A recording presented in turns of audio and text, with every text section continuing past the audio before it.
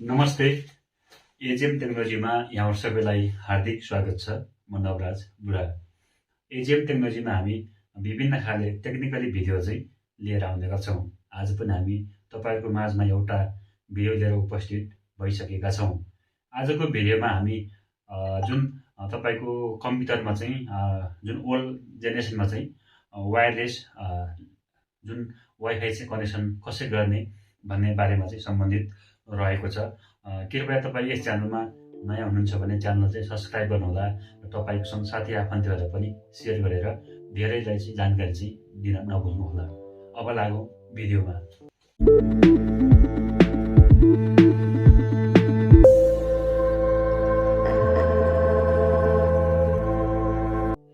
मसँग चाहिँ यो खालको चाहिँ एउटा चाहिँ USB 2.0 वायरलेस चाहिँ 300 Mbps यो चाहिँ जुन यसको चाहिँ यो वायरलेस राउटर चाहिँ कनेक्सन गराउने चाहिँ यो यो चाहिँ यहाँ हालेर देखाउने छ। म तपाईँलाई चाहिँ यो अनबक्सिङ जस्तै यो सबै कुराहरू चाहिँ वाइफाई पनि कनेक्सन गराएर चलाएर म तपाईँलाई देखाउने छु। अब चाहिँ म यसलाई चाहिँ यसरी खोल्दैछु, यसरी खोल्छु। यसलाई यसरी खोलिसकेपछि यसको चाहिँ एउटा सिडी पनि रहेको छ। अनि सिडी पछि अब यहाँ चाहिँ एउटा सानो एउटा मेमोरी कार्ड जस्तो एउटा देखाएको छ। अब यसले चाहिँ म यहाँनिर राख्नेछु। यसले चाहिँ म यसको यहाँनिर चाहिँ यसै यहाँनिर राख्नेछु। यसरी राखिसकेपछि यसको चाहिँ यहाँनिर अहिले चाहिँ यस्तो खालको छ। यस्तो खालको यहाँनिर एउटा देखाउने छ।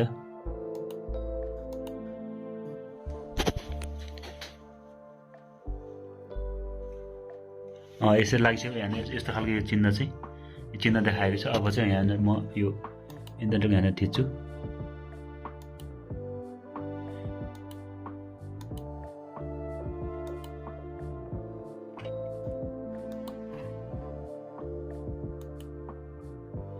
हेर्नु यसरी यो चाहिँ देखाइसकेको छ। वाइफाई चाहिँ हामीले चाहिँ यो जुन कम्प्युटरमा पनि वायरलेस इन्टरनेट कनेक्सन गर्नको लागि चाहिँ हामीले चाहिँ यो चाहिने हुन्छ। यो चाहिँ वायरलेस जुन इन्टरनेट कनेक्सनको चाहिँ अब म यसलाई पासवर्ड हान्छु। यसरी पासवर्ड हानिसके हानेर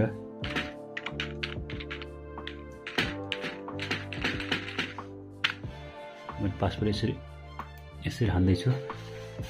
कनेक्सन पनि हुँदैछ।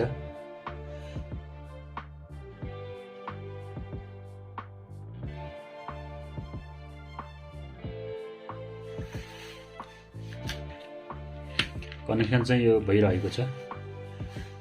जुन कम्प्युटरमा पनि हामीले यसरी चाहिँ वायरलेस इन्टरनेट चाहिँ हामीले कनेक्सन चाहिँ गर्न सक्नेछौँ।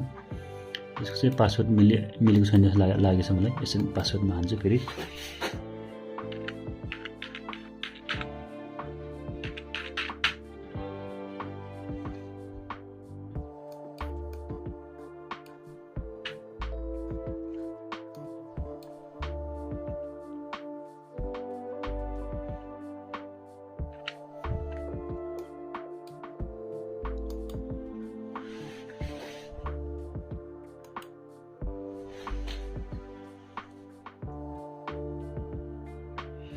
इन्टरनेट चाहिँ यसरी कनेक्सन चाहिँ भइसकेको छ। म तपाईँ इन्टरनेट चलाएर पनि देखाउने छु। यसरी चाहिँ हामीले